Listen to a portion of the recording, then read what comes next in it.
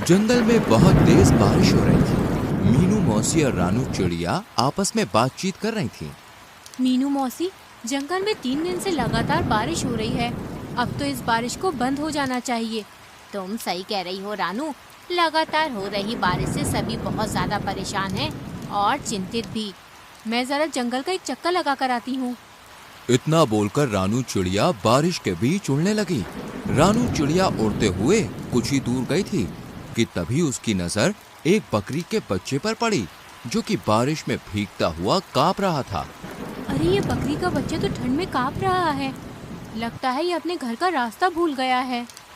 रानू चिड़िया ने इतना कहा ही था कि तभी रानू चिड़िया की नजर उस बकरी के बच्चे से थोड़ी दूर खड़े हुए एक पेड़ के पास एक भेड़िए पर पड़ी।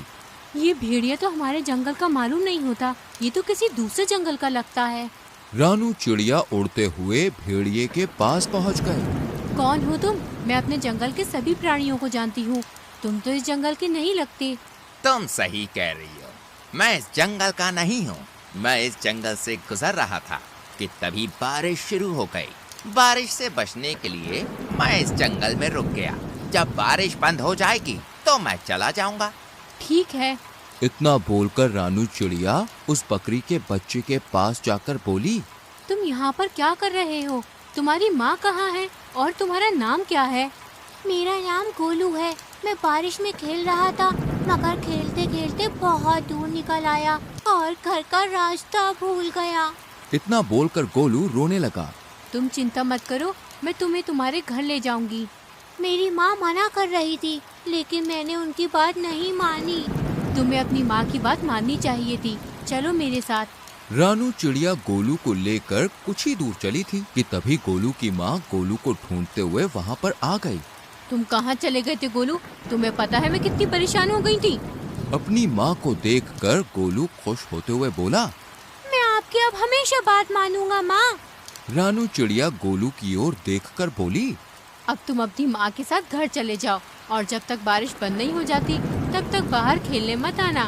गोलू अपनी माँ के साथ चला गया और रानू चिड़िया उड़ते हुए मीनू मौसी के पास जाकर सारी घटना बताने लगी।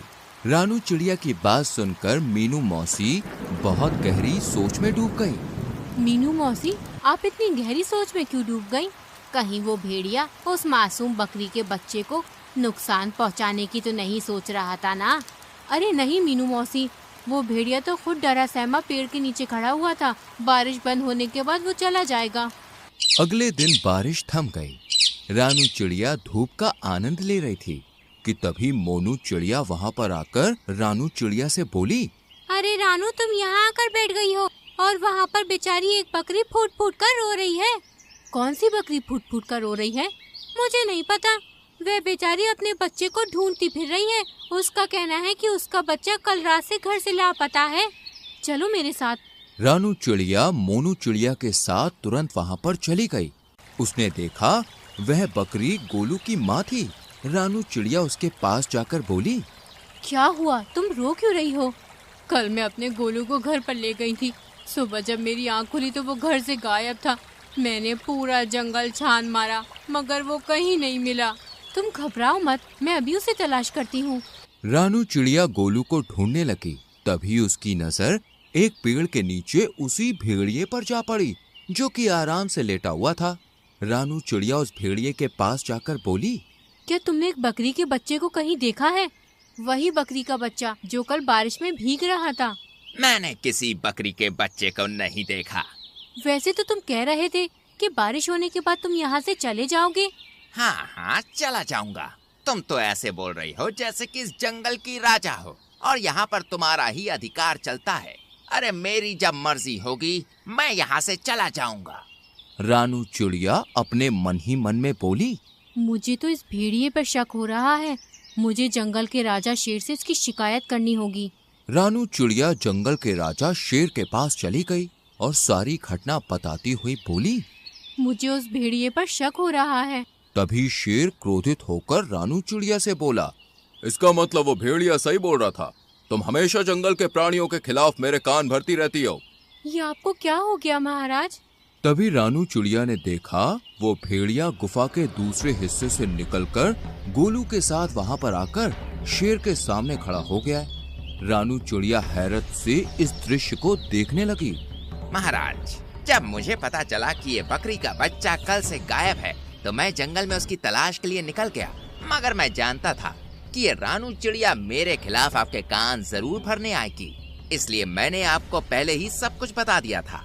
महाराज, इस रानू चिड़िया के कारण ही दूसरे जंगल का कोई भी प्राणी आपके जंगल में नहीं आता। शेर रानू चिड़िया की ओर देखकर बोला, और तुम कह रही थी कि इस भेड़िए ने बेचारी बकरी के बच्चे को मार डाला, मगर ये तुम्हारे आने से पहले ही इसे यहाँ सही सलामत ले आया। तुम्हें अब सजा मिलेगी, तुम्हें जेल में डाल दिया जाएगा। इतना बोलकर शेर ने अपने सिपाहियों को आदेश दे दिया और रानू चिड़िया को एक पिंजरे में बंद कर दिया। शेर भेड़िए की ओर देखकर बोला, तुम्हारी जब तक मर्जी हो तुम यहाँ पर रह सकते हो। भेड़िया खुश होकर वहां से चला गया। इधर मोनू चिड़िया इस सारे दृश्य को देख रही थी। वह तुरंत मीनू मौसी के पास पहुंच गई और सारी घटना बताते हुए बोली, कुछ कीजिए मीनू मौसी, जंगल के राजा शेर ने रानू चिड़िया को बंदी बना लिया है। मीनू मौसी गहरी सोच में डूबते हुए बोली, जब रानू चिड़िया ने मुझे बताया था कि वो भेड़िया एक पेड़ के नीचे खड़ा हुआ उस बकरी के बच्चे को देख रहा था, मुझे तभी कुछ न कुछ गड़बड़ लग रही थी। जो भी हो, लेकिन आप कुछ भी करके रानू चिड़िया को उस पिंजरे से बाहर निकालिए। चिंता मत करो मोनू, हम दोनों को अभी फिलहाल कुछ नहीं करना, हमें सिर्फ उस भेड़िए पर गहरी नजर रखनी होगी। पहले हमें पता चलना चाहिए कि उस भेड़िए के दिमाग में आखिर चल क्या रहा है, आखिर ये कौन सा मकसद लेकर इस जंगल में आया है। मीनू मौसी और मोनू चिड़िया उस दिन से उस भेड़िए पर नजर रखने लगी। वह भेड़िया दिन भर जंगल में घूमता और दूसरे जानवरों का मांस छीनकर खा लेता। जब भी कोई जानवर अपना मांस देने में आनाकानी करता तो वो धौंस दिखाते हुए खुद को जंगल के राजा शेर का दोस्त बताकर डरा देता उन्हें। एक दिन भेड़िया टहलते टहलते गोलू बकरी के घर के नजदीक चला गया। गोलू अपने घर के बाहर खेल रहा था। भेड़िया उसे अजीब सी नजरों से देखने लगा, मगर उसे नहीं पता था कि मीनू मौसी उस पर नजर रख रही है। मीनू मौसी तुरंत ही मोनू चिड़िया की ओर देखकर बोली, जाओ जल्दी से महाराज को बुला लाओ। लेकिन महाराज क्या मेरी बात सुनेंगे? तुम्हें कैसे भी करके महाराज को यहाँ पर लाना है। मुझे इस भेड़िए के इरादे सही नहीं लग रहे और महाराज का यहाँ आना बहुत जरूरी है। मीनू मौसी की बात सुनकर मोनू चिड़िया सीधे उड़ती हुई जंगल के राजा शेर के पास पहुँच गई। यहाँ पर क्यों आई हो मोनू? महाराज, आपको अभी और इसी वक्त मेरे साथ चलना होगा। मुझे अब चिड़ियों पर भरोसा नहीं रहा। सोच लीजिए महाराज, कहीं ऐसा ना हो कि आगे जाकर आपको अपने फैसले पर पछताना पड़े। लेकिन तुम मुझे कहाँ ले जाना चाहती हो? आप मेरे साथ चलिए और आप अपनी आंखों से देख लीजिए कि मैं आपको क्या दिखाना चाहती हूँ। शेर राजा मोनू चिड़िया के साथ सीधा उस जगह पर चला गया। तभी मीनू मौसी शेर राजा के पास आकर बोली, महाराज, उस पेड़ के पीछे छुप जाइए और स्वयं अपनी आंखों से देख लीजिए। मीनू मौसी के कहने पर शेर राजा पेड़ के पीछे छुप गया।